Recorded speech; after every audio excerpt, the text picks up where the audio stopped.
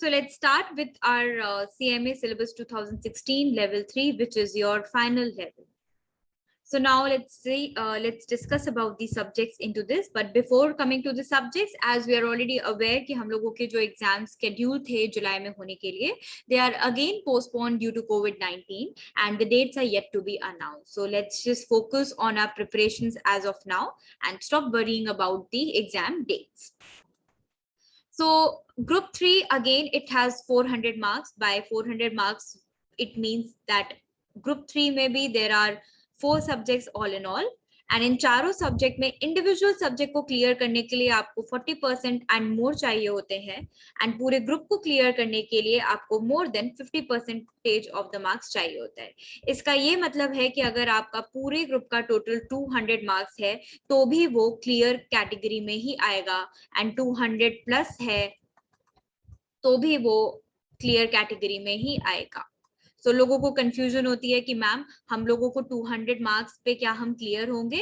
Yes, 200 marks पे भी आपका ग्रुप क्लियर कहलाता है, बट ओवरऑल ग्रुप क्लियर करने के लिए हमें 50% मार्क्स ही चाहिए होते हैं और इंडिविजुअल सब्जेक्ट को क्लियर करने के लिए more than 40%।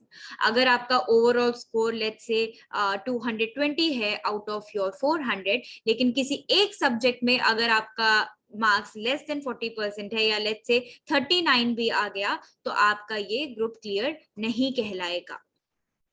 So be careful with this. इस कैटेगरी को लेके हम लोग एक और वीडियो बनाएंगे जिसमें आपको बहुत क्लियरली समझ में आ जाएगा कि इंडिविजुअल ग्रुप का क्या बेनिफिट है, बोथ द ग्रुप्स का क्या बेनिफिट है, किस परसेंटेज ऑफ मार्क्स के हिसाब से हम लोगों का वेटेज डिस्क्राइब होता है, इन सारी चीजों को लेके। बट अभी हमारा फोकस है टू अंडरस्टैंड कि हमारे क्या सब्जेक्ट्स हैं हमारे सीएमए फाइनल में, तो हम लोग उस पर फोकस करेंगे।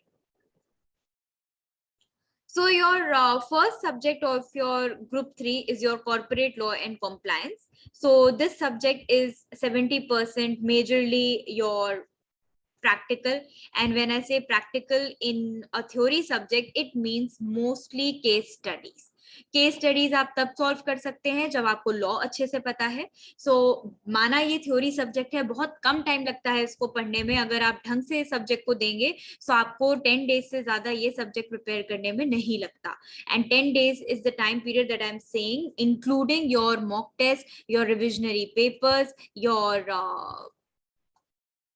MTPs, RTPs, everything.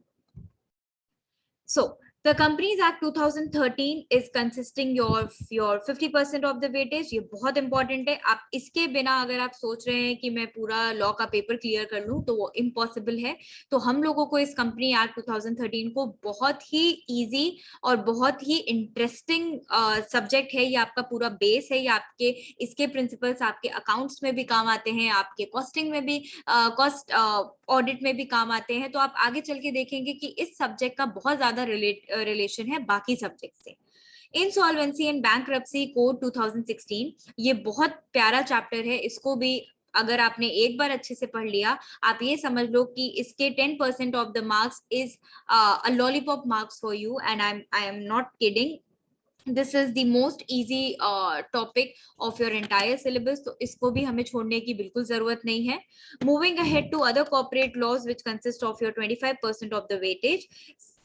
इन पांचों टॉपिक्स में से आपको हमेशा 2 या 3 टॉपिक्स में से क्वेश्चंस आता है।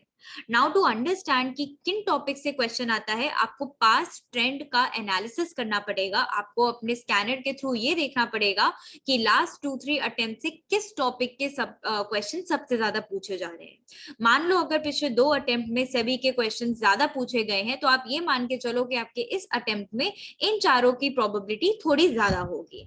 But my advice to all of you is, ये सारे ही एक्ट्स बहुत छोटे और बहुत ही डायरेक्ट हैं। इनके क्वेश्चन, इनके केस स्टडीज बहुत इजी आती है।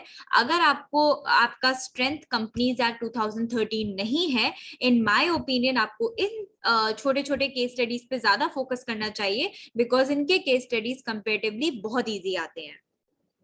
Moving to the last section, which is your corporate governance 15%. This entire 70 to 80 pages में आपको 15 मार्क्स मिल जाते हैं। ये 70 to 80 पेजेस आपको इस तरीके से पढ़ने हैं कि आप इसको एक बहुत अच्छी थॉरो रीडिंग दे रहे हैं।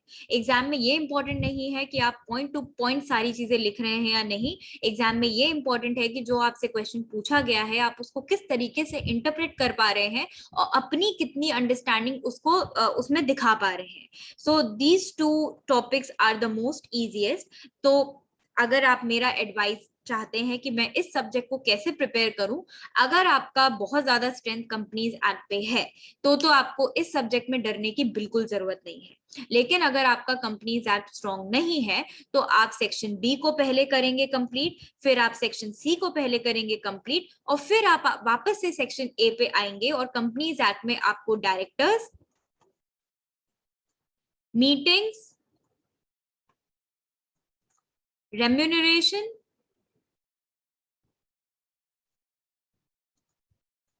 एंड ऑडिट, ये 4 टॉपिक हैं जिनको बिल्कुल भी नहीं छोड़ना है। और ये टॉपिक्स कवर करते ही आपका आराम से कंपनी लॉ का सब्जेक्ट, कॉर्पोरेट लॉ का सब्जेक्ट पूरा हो जाता है।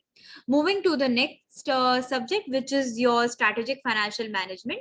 This is one of the tricky subjects of your group 3. कहने के लिए ये सब्जेक्ट बहुत डिफिकल्ट है, बट ये डिफिकल्ट तब होता है जब आप इसको प्रैक्टिस नहीं करते हैं।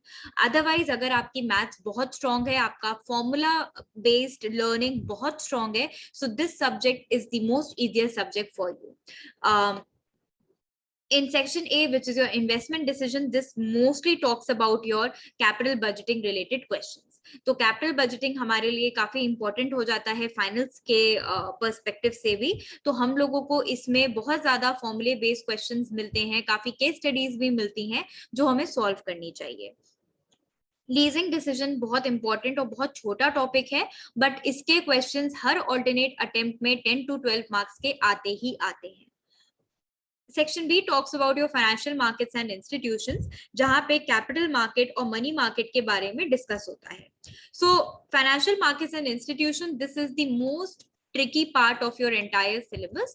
अगर आपने अभी तक इसको रिवाइज नहीं करा है या अगर अभी तक आपने इसको लास्ट मोमेंट के लिए छोड़ के रखा है, so my advice to all of you is कि पहले आप सेक्शन 1 पे फोकस करें, आप सेक्शन सी पे फोकस करें, और फिर आप सेक्शन डी पे फोकस करने के बाद अपने फाइनेंशियल मार्केट्स एंड इंस्टीट्यूशंस पे आए। बिकॉज सेक्शन ए कंपेरेटिवली बहुत इजी है, सेक्शन बी थोड़ा सा ट्रिकी हो जाता है, section C is again very easy and section D is again very easy. तो ये इजी का डेफिनेशन है, अगर आपने इसको थॉरोली बाय फॉर्मूला अगर आपने इसको प्रैक्टिस करा है, सो ये सब्जेक्ट आपके लिए बहुत इजी है स्कोर करना। एंड कोई बड़ी बात नहीं है, इसमें एग्जाम्शंस भी बहुत इजीली आ जाते हैं, बिकॉज एक बार फॉर्मूला अगर सही है तो आप नीचे तक क्वेश्चन को तो सॉल्व कर ही लेंगे। Section D talks about your financial risk management. इस सब्जेक्ट में हम लोग बहुत सारे कोरिलेशंस पढ़ते हैं between different techniques of analysis which are used to measure risk in a company. So this subject is again pure formula based, so accordingly you have to practice this subject. Now moving ahead to the third subject, which is your strategic cost management and decision making. So this is your purely costing subject, as we are CMAs, हम लोग CMA के लिए prepare कर रहे हैं।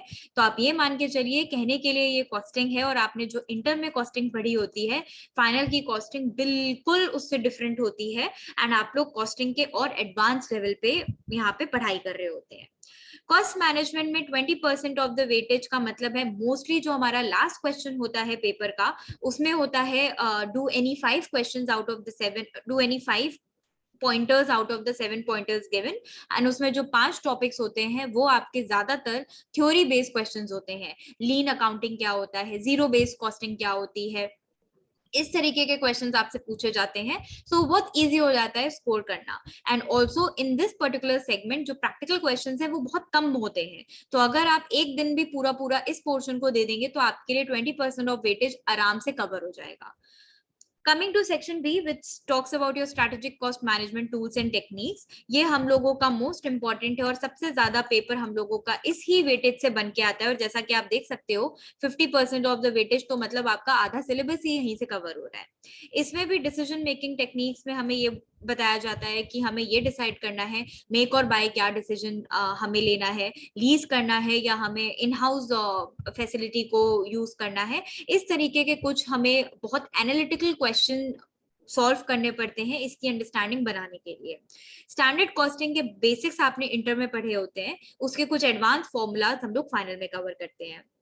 Activity based costing से 10 to 12 marks का question हर attempt में आता है, and this is trust me guys the easiest of all the topics in your entire syllabus. तो अगर आपने एबीसी अच्छे से कर लिया है तो आपको ये पता है कि आपको मिनिमम 40 लाने के लिए 10 तो आपके सॉर्टेड हो ही गए हैं। अब आपको रिमेनिंग 30 to 40 मार्क्स कैसे लाने हैं वो आपको पूरे इस सिलेबस में खुद से डिसाइड करना होता है। Cost of quality and total quality management से मोस्टली थ्योरी रिलेटेड क्वेश्चंस आते हैं, and this gets covered even in your MCQs. Section C is your strategic cost management, which is the application of statistical techniques in business decisions. इसमें पूरा का पूरा हम लोग ने जो इंटर में ऑपरेशंस मैनेजमेंट में पढ़ा होता है उसका 30% ऑफ द सिलेबस यहाँ आ जाता है, जिसमें से सबसे ज्यादा अपने लिए इंपॉर्टेंट होता है एलपीपी को फ्रेम करना, हमारे असाइनमेंट बेस्ड क्वेश्चंस, हमारे ट्रांसपोर्टेशन बेस्ड क्वेश्चंस। ये कुछ ऐसे सेट ऑफ क्वेश्चंस हैं जो आपने इंटर में बहुत अच्छे से पढ़े हैं अपने ग्रुप 2 के अंडर। तो हम लोग उसी के ही थोड़े से एडवांस लेवल ऑफ एप्लीकेशंस देखते हैं कॉस्टिंग सिलेबस के अंडर। तो आप ये मान के चलिए कि पूरा 80% of your syllabus is your practical, 20% of your theory जो है वो, जैसा मैंने आपको एक हिंट दे दिया है, वो ज्यादातर इस वाले टॉपिक से ही पूछा जाता है। Now your last subject of your group 3 is your direct taxation, and again direct taxation हम लोगों ने इंटर में पढ़ी होती है। सो यहाँ पे भी डायरेक्ट टैक्सेशन का उतना वेटेज नहीं होता, उतना इम्पोर्टेंट नहीं होता जितना आपने इंटर में इसको डेप्थ में पढ़ा है। अगर आपने इंटर में बहुत अच्छे से कवर करा है तो आपके लिए फाइनल्स की डीटी बहुत ईजी हो जाती है। अपने लिए फाइनल में बस एक चीज डिफिकल्ट हो जाती है जो हमारे केस स्टडी बेस्ड क्वेश्चंस होते हैं, बिकॉज डायरेक्ट टैक्स के प्रोविजंस तो वही रहेंगे। तो चेंज क्या हो जाएगा जब केस स्टडीज में उसके क्वेश्चंस का डेप्थ एनालिसिस करना पड़ेगा। इसमें जो आपके ये 30 मार्क्स है इंटरनेशनल टैक्सेशन के, जब भी आप अपना डायरेक्ट टैक्सेशन स्टार्ट करें तो जैसे ही आप लोग एक बार डिडक्शंस चैप्टर को कंप्लीट कर लें, बिकॉज वो आपकी बेसिक्स होती है डायरेक्ट टैक्सेशन की, तो डिडक्शंस कंप्लीट करने के बाद ही आप एक बार अपना इंटरनेशनल टैक्सेशन का सब्जेक्ट को स्टार्ट कर दें, बिकॉज डिडक्शन से बहुत रिलेटेड है ये वाला टॉपिक। एंड इस टॉपिक में भी बहुत इजी और डायरेक्ट क्वेश्चंस आते हैं। जो एक हमारे पास मेजर पोर्शन जो आता है वो आता है मेथड्स ऑफ इंटरनेशनल टैक्सेशन। उसमें एक टॉपिक है एएलपी, आर्म्स लेंथ प्राइस निकालना। तो आर्म्स लेंथ प्राइस निकालने के जो मेथड्स होते हैं वो उन मेथड्स पे बेसिकली हमारे प्रैक्टिकल क्वेश्चंस बनते हैं इस पर्टिकुलर टॉपिक के लिए। तो इस पे हमारा थोड़ा ज्यादा फोकस होना चाहिए। Now talking about group 4, as I told you for group 3, same application goes for group 4 as well, कि हमें इंडिविजुअली अगर हम एक ग्रुप दे रहे हैं तो हमें कैसे प्रिपेयर करना है, दोनों ग्रुप्स दे रहे हैं तो हमारा वेटेज का क्या प्रपोर्शन होना चाहिए, और वो सारी चीजें। इसके डिटेल एनालिसिस के लिए हम लोग एक और वीडियो को रेफर करेंगे बाद में। अभी हम लोग देखते हैं कि ग्रुप 4 में हमारे क्या क्या फाइनल सब्जेक्ट्स हैं। ग्रुप 4 में सबसे डिफिकल्ट सब्जेक्ट जो कहा जाता है that is your financial reporting. Now financial reporting is your advance accounting. इसमें सबसे ज्यादा वेटेज आपकी होती है इंड एएस की। जब आप पढ़ेंगे तो आपको ये रियलाइज होगा कि कंसोलिडेशन ऑफ फाइनेंशियल स्टेटमेंट भी एक इंड एएस है। डेवलपमेंट्स इन फाइनेंशियल रिपोर्टिंग में भी जो शेयर बेस्ड पेमेंट्स है वो इंड एएस है। जो valuation and accounting and reporting of financial instruments हम यूज कर रहे हैं वो भी इंड एएस है। जो हम लोग accounting of business combination and restructuring पढ़ेंगे वो भी इंड एएस है। एंड ऑब्वियसली जो बहुत बेसिक रिक्वायरमेंट होती है किसी भी अकाउंटिंग सब्जेक्ट की, कि उसके अकाउंटिंग स्टैंडर्ड्स क्या हैं, इसमें भी हम लोग इंड एएस को कवर करते हैं। सो अगर आप इन सारे टॉपिक्स को ध्यान से देखेंगे और पूरा अपने सब्जेक्ट को, सीएफआर के सब्जेक्ट को एनालाइज करेंगे तो आपको ये समझ में आ जाएगा कि हमारे लिए इंड एएस को पढ़ना कितना इंपॉर्टेंट है। एंड आपके जॉब प्लेसमेंट के टाइम पे, आपके कैंपस प्लेसमेंट के टाइम पे इंड एएस बहुत रेलेवेंस रखता है for your questionnaire also. So Ind AS को हमें ओवरऑल एज एन एमसीक्यू भी समझना बहुत इंपॉर्टेंट है, एंड थ्योरेटिकल वे में हम उसके प्रैक्टिकल क्वेश्चंस को कैसे सॉल्व करें वो भी समझना बहुत इंपॉर्टेंट है। Now, consolidated financial statement is your 20% of the weightage, whereas your accounting and amalgamation करके जो आपने एक चैप्टर पढ़ा था अपने इंटर में, उसका ही एडवांस फॉर्म जो अब इन डेज के प्रिंसिपल्स पे चलता है, उसको हम लोग accounting of business combinations and restructuring कहते हैं. So this is your very easy and conceptual. Your developments in financial reporting is also very easy and conceptual. Your government accounting का फिक्स क्वेश्चन है जो आपका आता ही आता है, या तो ये दो क्वेश्चंस में डिवाइड होता है 8 मार्क्स के लिए, या इसमें से एक क्वेश्चन 10 मार्क्स का होता है और एक क्वेश्चन 6 मार्क्स का होता है. सो गवर्नमेंट अकाउंटिंग भी आप में आपके सिलेबस के लिए बहुत इंपॉर्टेंट है. एंड ट्रस्ट मी गाइस, ये सब्जेक्ट और मतलब ये चैप्टर बना ही इसलिए है कि आप इस पर्टिकुलर सब्जेक्ट में क्लियर कर पाओ. सो इंडिविजुअली आपको अपने स्ट्रेंथ देखने हैं कि मेरे लिए थ्योरी इंपॉर्टेंट है या मेरे लिए प्रैक्टिकल इंपॉर्टेंट है. माय पर्सनल एडवाइस, और ऐसा आपके अकाउंट्स टीचर्स ने भी आपको बताया होगा, कि अगर आप एमलगमेशन को उठाते हैं तो आप ये ट्राई करिए कि आप इसको 100% प्रिपेयर कर रहे हैं, कि दुनिया का कोई भी क्वेश्चन क्यों ना आ जाए, आप इसको अटेम्प्ट करेंगे और ये 100% सही अटेम्प्ट करेंगे, तो आप ये समझ लो कि आपकी आधी CFR की जर्नी सॉल्व हो गई. लेकिन अगर आप कोशिश करेंगे कि मैं पूरा एमलगमेशन का चैप्टर कर लूं 100% और मैं पूरा होल्डिंग एसोसिएट एंड सब्सिडरीज का चैप्टर 100% कर लूं, सो डियर फ्रेंड्स, जब तक आपकी प्रैक्टिस, जब तक आपकी स्पीड बहुत अच्छी नहीं होगी, बहुत मुश्किल होगा इस पेपर को क्लियर करना. तो हमारे लिए अंडरस्टैंडिंग वाइज आपको जितना जीवन में टाइम चाहिए आप इस सब्जेक्ट को समझने में लगा सकते हैं, लेकिन अगर एक एग्जाम पॉइंट ऑफ व्यू से आपको इसकी प्रिपरेशन करनी है तो हमें बहुत स्ट्रैटेजिकली करनी पड़ेगी कि हम सारी चीजें कवर करें, टाइमली पेपर को पूरा करें और आराम से इस सब्जेक्ट में more than 40% of the marks लाएं. जब आप टारगेट किसी सब्जेक्ट में 50% और 60% से अबव करते हैं, जब आप एक एग्जेम्पशन के लिए टारगेट करते हैं, तब आपको ये पता रहता है कि यार एग्जेम्पशन नहीं, एटलीस्ट +40 तो आएंगे ही आएंगे. So this should be your approach for all the tough practical subjects. Moving to the next subject is your GST. Again, this is purely based on very conceptual clarity and all your GST taxations. तो हमें GST के rules और सारी चीजों को बहुत अच्छे से समझना है इसको attempt करने के लिए. ये भी जो पेपर है ये mostly आपका case study based आता है. जो प्रैक्टिकल क्वेश्चंस होते हैं, जैसे आपके लिए टाइम ऑफ सप्लाई है, आपके लिए प्लेस ऑफ सप्लाई है, जीएसटी के जो रूल्स होते हैं हम लोगों के, इसके प्रोसीजर्स क्या होते हैं, वो सारी चीजों के क्वेश्चंस आपको बहुत ज्यादा थ्योरेटिकल फॉर्म में भी आ सकते हैं. So GST in my opinion is the most scoring subject, one of the most scoring subject of your group 4. तो अगर आपने इंटर में इसको बहुत अच्छे से करा है तो आपके लिए फाइनल में जीएसटी को क्लियर करना बहुत इजी हो जाएगा. इसमें कोई एडवांसमेंट्स नहीं है, टैक्सेशन वही है. केस स्टडीज में थोड़े से एनालिटिकल और कंसेप्चुअल क्लैरिटी की बहुत जरूरत है, तो अकॉर्डिंगली आपको प्रिपेयर करना है. कस्टम्स लॉ, जैसा कि आपको इंटर में भी पता है, ये सब बच्चों का बहुत फेवरेट होता है, बिकॉज उनको भी पता है कि ये क्वेश्चन आपका पूरा पूरा सही होना ही होना है. कस्टम लॉ को पहले करें. फॉरेन ट्रेड पॉलिसी में आपको एक दिन इन्वेस्ट करने की जरूरत है, बिकॉज थोड़ा सा थ्योरेटिकल ज्यादा है. आपको काफी इसमें बीच में पॉलिसीज की जो अपकमिंग 5 years की पॉलिसीज हैं या प्रीवियस 5 years की पॉलिसीज हैं, उनका कंपैरिजन, उनके बारे में पढ़ना थोड़ा सा इंपॉर्टेंट हो जाता है. तो इसको अगर आप 1 दिन का टाइम दें, कस्टम लॉ को आप 2 दिन का टाइम दें, तो आप ये देख लें कि आपका 3 दिन में तो 30% ऑफ वेटेज ऑलरेडी कवर हो रहा है. एंड रिमेनिंग डेज में 5 to 7 डेज में आप आराम से जीएसटी को कंप्लीट कर सकते हैं. सो ये सब्जेक्ट भी आपका 10 डेज में इजिली रिवाइज भी हो सकता है, और अगर आपने अभी तक इसको स्टार्ट नहीं किया है तो डरने की कोई बात नहीं है, ये आराम से टाइमली कंप्लीट भी हो सकता है. Now moving to one of my favorite subjects and one of the easiest subjects of your group 4 of your finals is cost and management audit.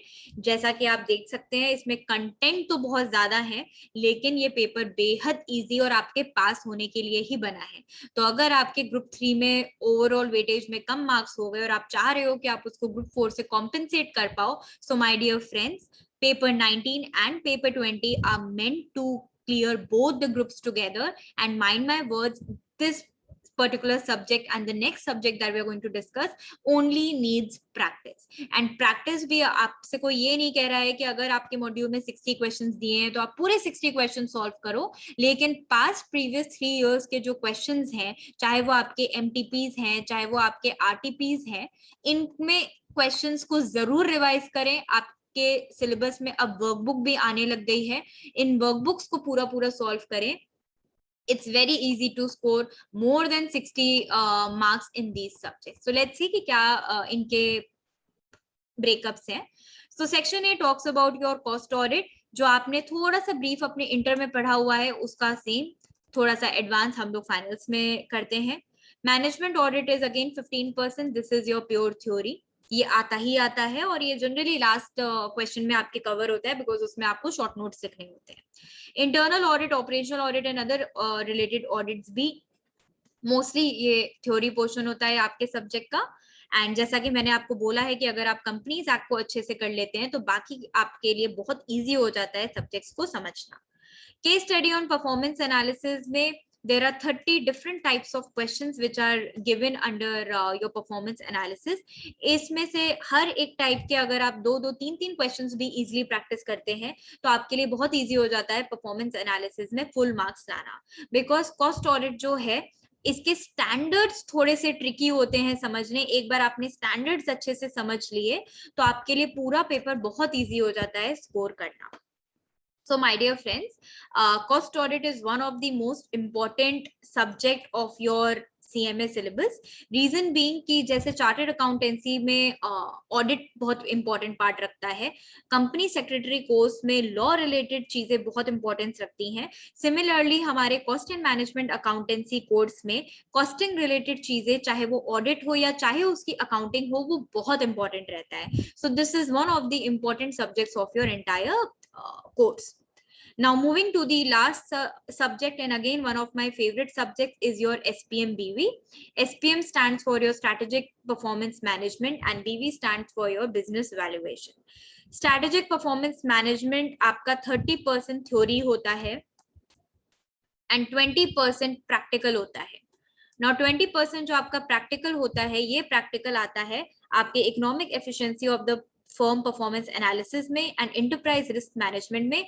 बहुत ही सिंपल एंड डायरेक्ट क्वेश्चंस होते हैं, इसके formulas tricky होते हैं, उनको समझना, उनको समझ के मेमोराइज करना ये खुद में एक चैलेंज है और वही आपका मेन टास्क है। एक भी क्वेश्चन का पार्ट, एक भी फॉर्मूला का पार्ट गलत तो आपके लिए पूरे 20% ऑफ मार्क्स जा सकते हैं। तो हमें फोकस करना है कि हम इनके फॉर्मूलेस को अच्छे से याद रखें और उसके बेस पे जो क्वेश्चंस हैं उन्हें अच्छे से सॉल्व करें।